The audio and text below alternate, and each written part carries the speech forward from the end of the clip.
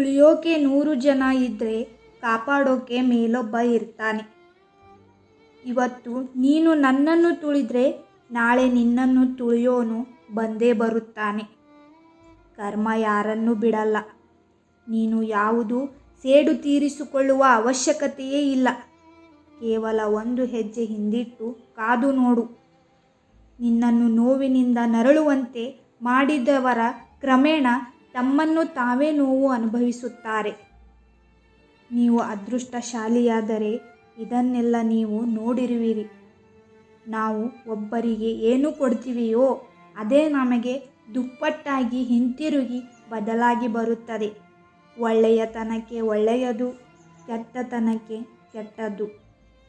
ಕೋಟಿ ಇದ್ದರೇನೋ, ಮಾನವೀಯತೆಯೇ ಮೌಲ್ಯವಿಲ್ಲದ ಜೀವನ ನಿರಾರ್ಥಕ. ಜೀವನವೆಂಬುವುದು ಕೇವಲ ಹಣದಿಂದ ಸಾಗುವ ದೋಣಿಯಲ್ಲ.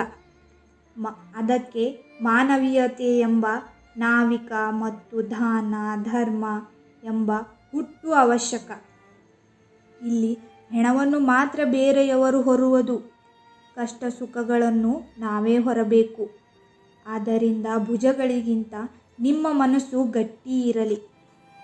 ನೀರು ಇಲ್ಲದ ಬಾವಿ, ದುಡ್ಡು ಇಲ್ಲದ ಮನುಷ್ಯ ಎರಡೂ ಒಂದೇ. ಯಾರೂ ಹತ್ತಿರ ಬರಲ್ಲ. ಸತ್ತಾಗ ಸಿಗುವಷ್ಟು ಪ್ರೀತಿ, ಕರುಣೆ ಬದುಕಿದಾಗ ಸಿಗುವುದಿಲ್ಲ. ಅತಿಯಾಗಿ ಯಾರಿಂದಲೂ ಏನನ್ನೂ ಬಯಸಬೇಡಿ. ಯಾಕೆಂದರೆ ಮುಂದೊಂದಿನ ಎಲ್ಲವೂ ಬೇಸರವಾಗಿ ಬಿಡುತ್ತೇವೆ. ಯಾರನ್ನು ತುಂಬ ಹಚ್ಕೋಬೇಡಿ. ಅತಿಯಾಗಿ ಬಯಸಿದರೆ ಅದರ ಪ್ರತಿ ಉತ್ತರ ಆಟಕ್ಕುಂಟು ಲೆಕ್ಕಕ್ಕಿಲ್ಲ ಎಂಬಂತೆ ಇರುತ್ತಾರೆ. ಕಾಯುವ ಮೇಲೊಬ್ಬ ಇರುವಾಗ ಕಾಯಕವಿಲ್ಲದ ಕೊಂಕು ಮಾತಿಗೆ ಯಾಕೆ ಕೊರಗುತ್ತೀರಾ? ಯಾರನ್ನೂ ನಂಬಿ ಬಂದಿಲ್ಲ ಎಂದು ಸತ್ಯವಾದರೆ ಯಾರಾದರೂ ನಿಮ್ಮೊಂದಿಗೆ ಇರುತ್ತಾರೆ ಎಂದು ನಿರೀಕ್ಷೆಯೇ ಹುಸಿ. ನಗಿಸುವ ಯೋಗ್ಯತೆ ಇಲ್ಲದವರಿಗೆ ನೋಯಿಸುವ ಅರ್ಹತೆಯೂ ಇರುವುದಿಲ್ಲ. ಬದುಕಿದಾಗಲೇ ಯಾವುದೂ ನನ್ನದಲ್ಲ ಎಂದು ಬದುಕು ಬಿಡಿ. ಯಾಕೆಂದರೆ ಕೊನೆಗೊಂದಿನ ಆ ದೇವರು ಕೂಡ ಹೇಳ್ತಾನೆ, ಕಂದ, ನೀನಾಡುವ ಉಸಿರು ನನ್ನದು, ಕೊಟ್ಟು ಬಿಡು ಅಂತ. ಏಕಾಂಗಿಯಾಗಿ ಇರುವುದನ್ನು ಕಲಿಯಿರಿ. ಎಲ್ಲರೂ ನಮ್ಮ ಜೊತೆ ಕೊನೆ ತನಕ ಇರುವುದಿಲ್ಲ.